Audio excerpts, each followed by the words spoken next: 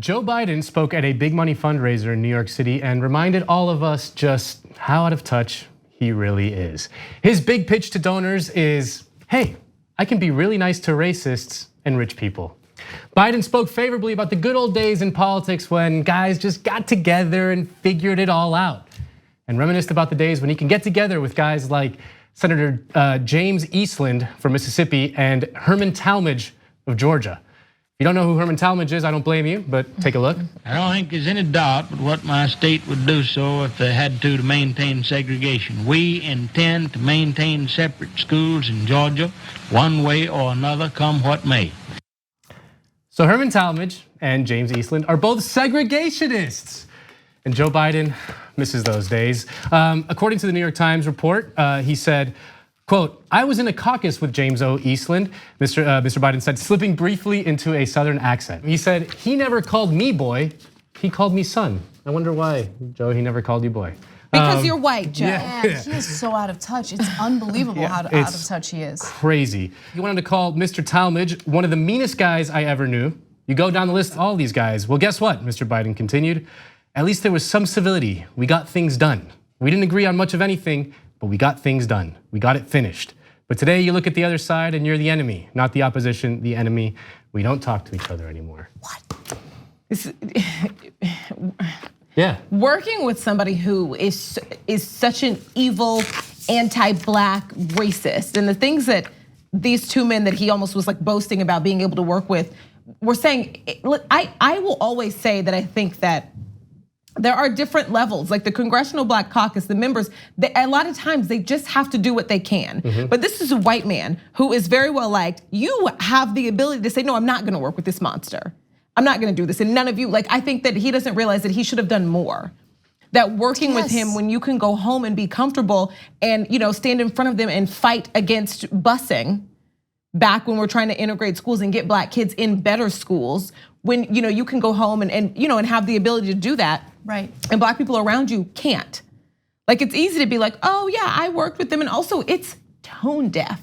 This is not even about like your ability to work with the other side. I do like that he's slightly comparing these monsters to what we have now. I think that's like as honest as he's ever been. But the ability, it's tone deaf. It's inappropriate, it's tone deaf. And for somebody who has made so many mistakes, not only is he still speaking, but he's still saying the wrong things. And that's, my mind is blown that there is so much about this man that we didn't know, and he could have just sat and made a lot of money and just been this well-respected uncle. And he over and over, this is a bad look. I mean, it's beyond. And look, unity, I love that you pointed to how he's comparing the monsters from the past to the monsters to today. But like the second half of his message is, I'm gonna work with the monsters. No, but we don't want you to work with the monsters. We don't want a Democrat who's gonna work with the monsters. We want a Democrat who's gonna fight the monsters, right? So like his weird, usually when Democrats like Biden talk about bipartisanship and reaching across the aisle, it's not really about making the other side, concede to things or compromise. It's usually about Democrats compromising to what they want. And we're not interested. Like there's no negotiating with this administration or the Republicans who have continuously made excuses for Trump or have defended Trump. I'm not interested in them. I'm not interested in unity with them. They're not good people. They should be elected out of office, number one. But secondly, if we do miraculously elect a Democrat and get Trump out of office, I don't want someone who's gonna be like, let's play patty cakes with Lindsey Graham. No interest. It minimizes the fact that we're not disagreeing about taxes. Like we're disagreeing about people being able to live. Exactly, and their livelihood and basic humanity. That 100%. It minimizes that. Like you are compromising with an absolute monster who I could find so many instances of him saying the N-word.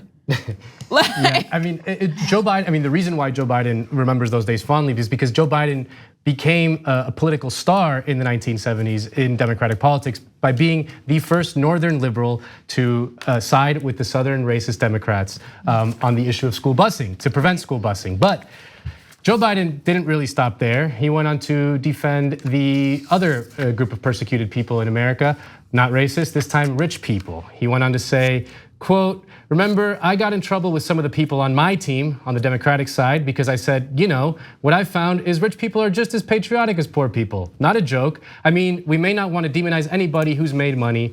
He went on to say, no one's standard of living would change. Nothing would fundamentally change. You know what's patriotic? You know what's patriotic? Living in this country that has given you opportunities to work your way up the economic ladder.